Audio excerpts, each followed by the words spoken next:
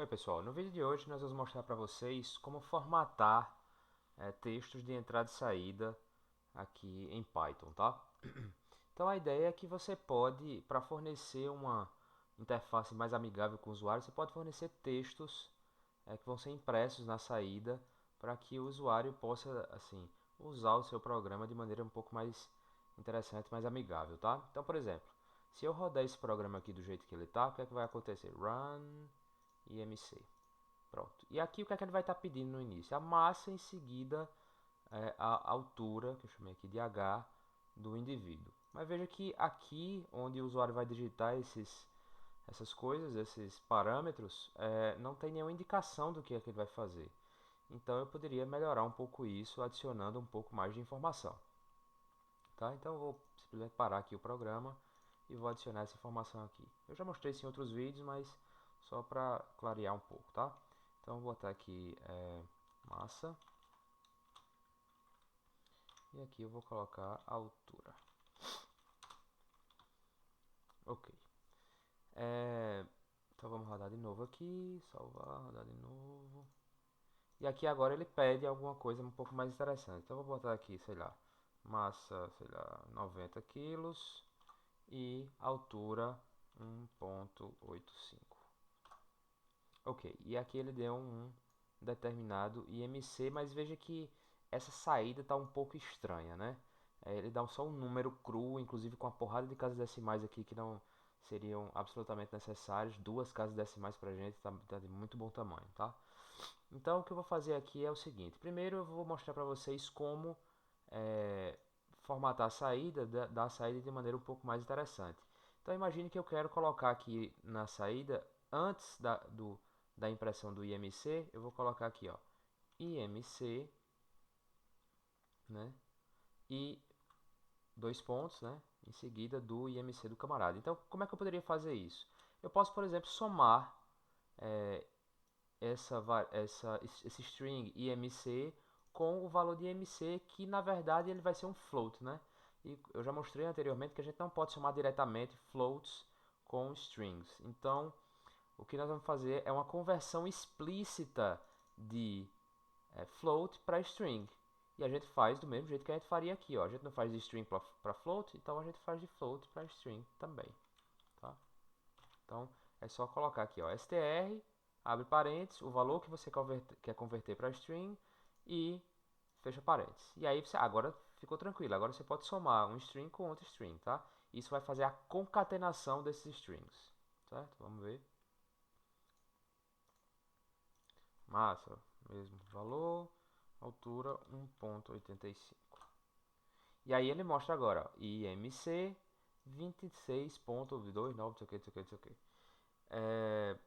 Ok, imagine que você gostaria, por exemplo, em vez de mostrar o IMC coladinho aqui com a altura, você quer pular uma linha antes de mostrar o IMC, tá? Então como é que você faria isso? Você tem que colocar um caractere de quebra de linha aqui antes, certo? Caractere de quebra de linha aqui antes.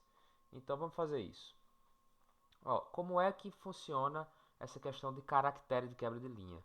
É um caractere especial que assim que o interpretador Python encontrar esse caractere no meio do string, ele vai entender que é para quebrar uma linha, certo? Então eu vou colocar esse caractere aqui que é o contra barra n, tá? Inclusive ele aparece com uma corzinha diferente aqui, uma corzinha azul, certo? Então, quando no meio de um string, certo? Ele só pode ser usado no meio de um string. Quando o interpretador Python encontrar, ele vai entender que é para pular uma linha. E aí você vai ver que vai ficar separado aqui a altura do IMC, porque eu estou quebrando uma linha antes de começar a escrever a palavra IMC, tá? Vamos ver como é que funciona. Então, run, IMC, então massa 90, altura 1,85. E aí veja que agora ele quebrou uma linha antes de começar a imprimir IMC. Suponha que você quer que, em vez de um espaço aqui, você quer pular uma linha, tá? Então, contra barra N, não tem problema nenhum, certo? Você pode colocar contra barra N em qualquer lugar que você quiser aqui, tá? Então, run, IMC, 90, 1,85. E agora, olha o que aconteceu. Depois de dois pontos, ele pulou uma linha antes de imprimir esse valor aqui que a gente converteu para string, tá? Por quê? Porque ele encontrou um caractere de quebra de linha aqui antes, certo? O que acontece é que você pode introduzir todo tipo de caractere especial usando o contrabarra, tá? Por exemplo, suponha que você gostaria de, sei lá, dar um tab, certo? Colocar uma indentação, uma tabulação antes de imprimir esse valor aqui. Então você poderia, por exemplo, aqui colocar um contrabarra T e você vai ver que ele vai ficar um pouco espaçado aqui para frente antes de imprimir o 26.29, blá blá blá blá. Então, vamos lá. 91.85. Viu aqui, ó? Então apareceu uma tabulação aqui. E a gente introduz essa tabulação com esse caractere contra barra T. Aí você poderia perguntar, Henrique, tem muita gente que me pergunta isso. Se eu quiser, no meio da string, imprimir um caractere de aspa, tá? Como é que você faz? Você simplesmente coloca a aspa lá dentro, pronto, coloquei uma aspa aqui. Não pode, porque senão o interpretador Python, né, ele vai entender que você está tentando fechar essa string que você abriu aqui, tá? Então, como é que a gente faz para colocar um caractere de aspa no meio de um string? Eu vou fazer isso aqui só para a gente ver como é. Claro que não faz muito sentido nesse contexto, mas enfim, só para a gente entender como é que coloca o caractere, tá? Você pode usar o contra barra aspa, certo? E aqui eu vou colocar o fechando só para ficar bonitinho, então contra barra aspa, e aqui ele vai entender que isso aqui vai contar como um caractere só. Ele vai entender que essa aspa aqui não é para você fechar quando tem uma contrabarra antes, é para você incluir esse caractere de aspa no meio da string, tá? Então vamos lá, vamos ver como é que funciona. Você vai ver aqui que esse IMC aqui vai aparecer entre aspas aqui dentro, certo? Aqui no terminalzinho. Então, run, IMC, então, vamos lá, 90, 1.85, e veja só aqui o que foi que aconteceu. Ele apareceu aqui, aquela aspa que a gente queria imprimir, certo? Então, existem muitos caracteres especiais, muito caractere de escape que você pode usar em Python. Se você precisar de outro caractere que você não está conseguindo imprimir, basta buscar na internet, você vai conseguir facilmente outros, tá? Então, outra coisa que eu queria mostrar é como você arredondar isso aqui para duas casas decimais ou três casas decimais ou tantas casas decimais quanto você queira, tá? Então, você pode fazer isso da seguinte forma. Eu vou fazer isso aqui um pouquinho antes para ficar bonitinho, certo? Então, eu vou pegar aqui, ó, e vou dizer que esse valor que a gente está calculando para o IMC, eu quero ele arredondado, tá? Eu vou botar aqui, ó, IMC arredondado.